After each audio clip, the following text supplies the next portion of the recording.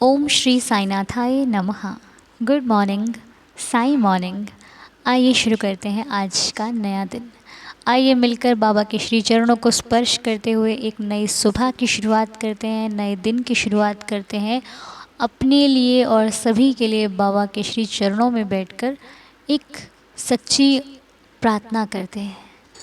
कहते हैं प्रभु से प्रार्थना करते वक्त हमेशा अपना भाव सच्चा रखो, क्योंकि मालिक सच्चे दिल की पुकार बहुत जल्दी सुनते ही सुनते हैं। क्योंकि भगवान को कुछ कहने के लिए हमें बोलना पड़े ज़रूरी नहीं, भाव रखो, वो बिना बोले भी सुनता है। बस कहना आना चाहिए, भाव सच्चा होना चाहिए। तो इस नई सुबह की शुरुआत कीजिए अपने बाबा के दीदार से और बाबा के प्यार से, बाबा के आशीर्वाद से, क्योंकि बाबा से शुरू किया गया कार्य हमेशा सफल ही होता है। कभी भी हमें निराश नहीं होने देता, हमें सुख की तरफ लेकर जाता है। तो हमारी बस बाबा के श्री चरणों में यही प्रार्थना है कि प्रभु सबको स्वस्थ मस्त और सबके घर में खुशियाँ बनाए रखना। आइए इसी प्रार्थना के साथ अब हम लोग आज की लीला को सुन लेते हैं। ओम साई राम, जय जय साई राम अनु और मेरे सभी साईं दीदार चैनल के सदस्यों को ओम साई राम। अनु, यू आर सो लकी कि आप फिर से शिरडी में हैं। हम सबकी तरफ से भी बाबा के चरणों में नमन देना, हमारा शत शत नमन। और कहीं ना कहीं हम अपनी मॉर्निंग प्रेयर को बहुत मिस कर रहे हैं, पर हम ये भी बहुत खुश हैं कि आप हमें जब मौका लगता है बाबा के लाइव दर्शन कराती हो, तो हम घर बैठे ही बाबा से आपके द्वारा कनेक्ट हो जाते हैं और बाबा के हमें दर्शन मिल जाते हैं। और यहाँ पे मैं अपनी एक छोटी सी लीला शेयर करना चाहती हूँ। और मैंने बोला भी था बाबा से कि बाबा अगर ऐसा होगा तो मैं अपनी लीला साईं दीदार चैनल में शेयर करूँगी। मेरा नाम गीतांजलि मखीजा है और मैं दिल्ली मयूर विहार से बोल रही हूँ। बात कुछ ऐसी है कि मेरी बेटी का जर्मन का B1 लेवल का एक एग्ज़ाम होना था, जो कि उसने एक मतलब ऑनलाइन भरा था B1 लेवल का। तो उसमें मेरे हस्बैंड को एक मेल आनी थी और उस मेल के द्वारा हमें पेमेंट करनी थी और फिर हमें डेट कंफर्म होनी थी कि वो एग्ज़ाम कब होना है। तो हुआ कुछ ऐसे कि वो डेट के रिमाइंडर्स आए मेरे हस्बैंड को और आई थिंक 26 लास्ट डेट थी या 25 सितंबर। और हालांकि मेरे हस्बैंड कभी भी मेल ऐसे चेक करना भूलते नहीं। पता नहीं किस कारणवश वो रिमाइंडर आने के बाद भी मेल में जो रिमाइंडर्स आते हैं मेरे हस्बैंड देख नहीं पाए।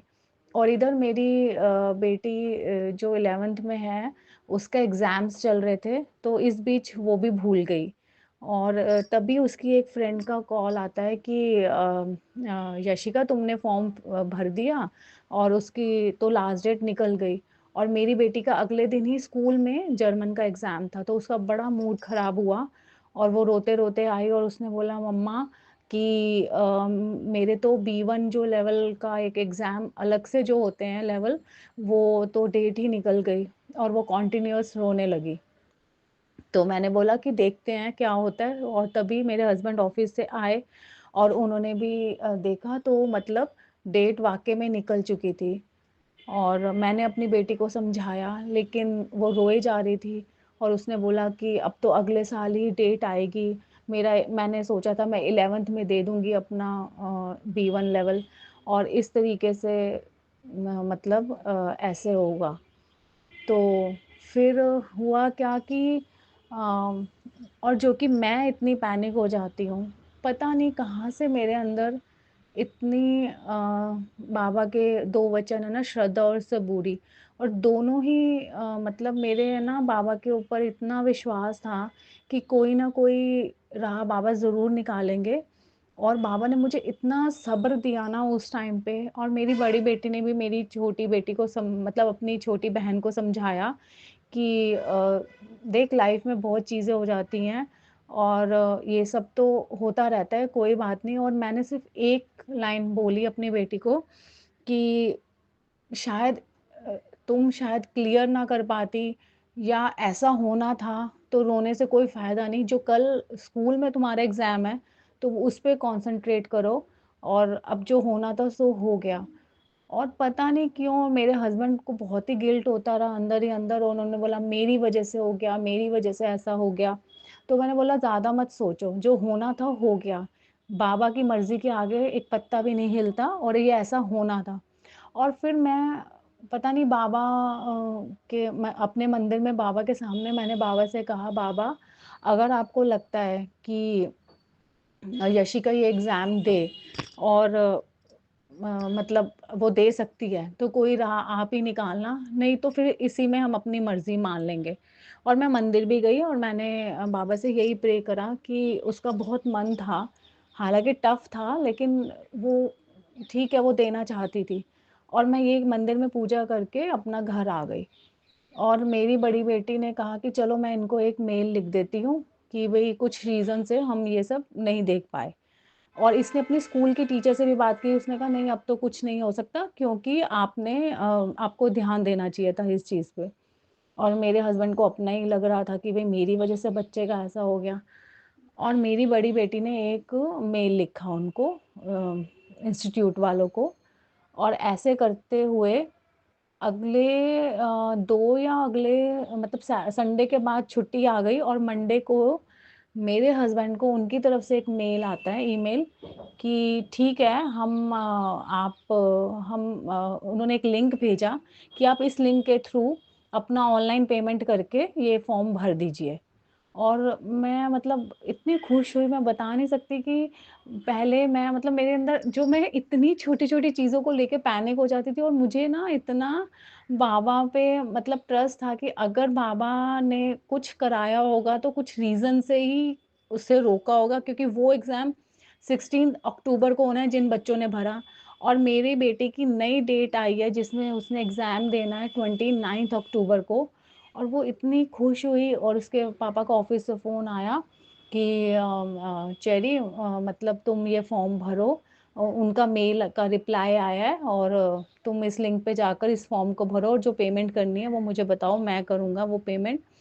और इस तरीके से कब क्या चमत्कार बाबा करते हैं, क्यों ये हमारे साथ ऐसा हुआ, और दोबारा से चांस मिल गया मेरी बेटी को एग्ज़ाम देने का।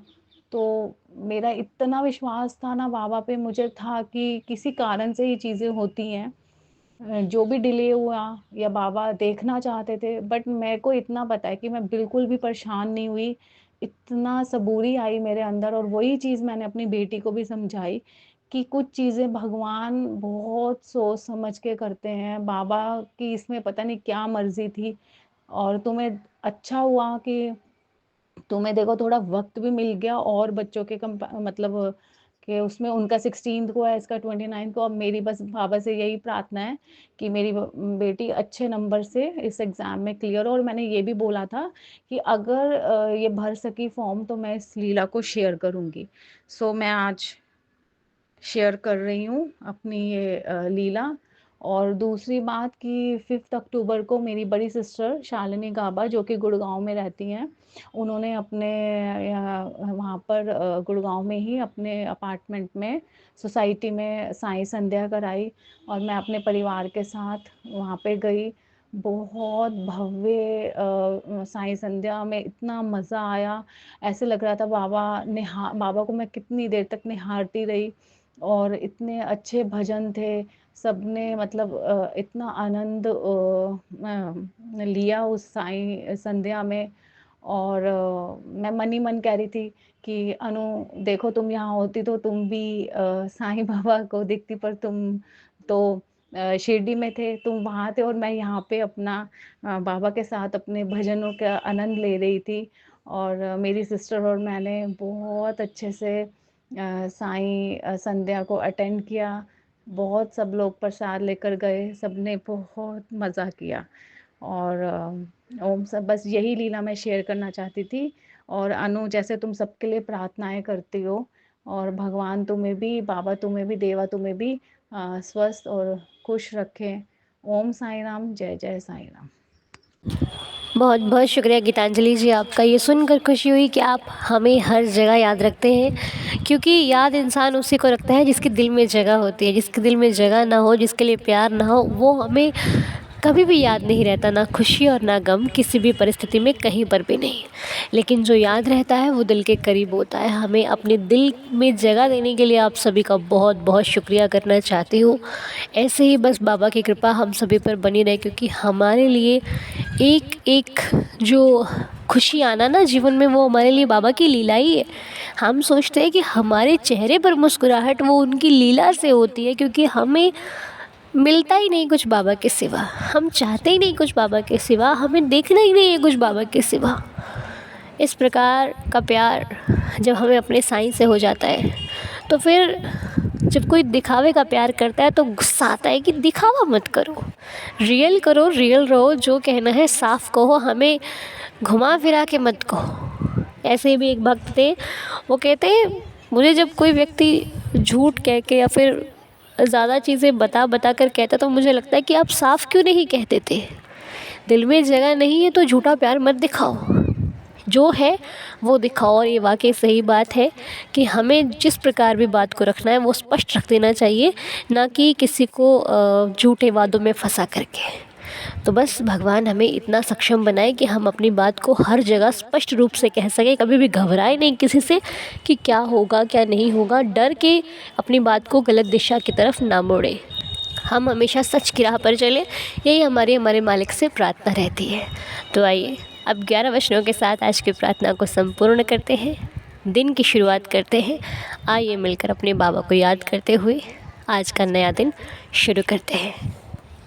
जो शिरडी में आएगा आपद दूर भगाएगा, चढ़े समाधि की सीढ़ी पर, पैर तले दुख की पीढ़ी पर, त्याग शरीर चला जाऊंगा, भक्त हेतु दौड़ा आऊंगा, मन में रखना दृढ़ विश्वास, करे समाधि पूरी आस, मुझे सदा जीवित ही जानो, अनुभव करो सत्य पहचानो, मेरी शरण आ खाली जाए, हो तो कोई मुझे बताए, जैसा भाव रहा जिस जन का, वैसा रूप हुआ मेरे मन का, भार तुम्हारा मुझ पर होगा, वचन न मेरा झूठा होगा, असहायता लो भरपूर, जो मांगा वो नहीं है दूर, मुझ में लीन वचन मन काया, उसका ऋण ना कभी चुकाया, धन्य धन्य वह भक्त अनन्य, मेरी शरण तज जिसे न अन्य, अनंत कोटि ब्रह्मांड नायक, राजाधिराज योगिराज परब्रह्म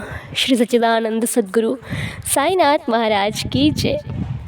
बाबा के श्री चरणों में कोटि कोटि प्रणाम करते हुए मैं अपने साईं से प्रार्थना करते हुए आज का दिन शुरू करती हूँ। आप भी शुरू कीजिए, आप सभी का दिन शुभ हो, मंगलमय हो, मेरी प्रार्थना है। बहुत बहुत शुक्रिया मेरे साईं आपका, और आप सभी का प्रार्थना सुनने के लिए भी बहुत बहुत धन्यवाद। मिलते हैं बहुत जल्द, तब तक के लिए ओम साई राम, जय जय साई राम।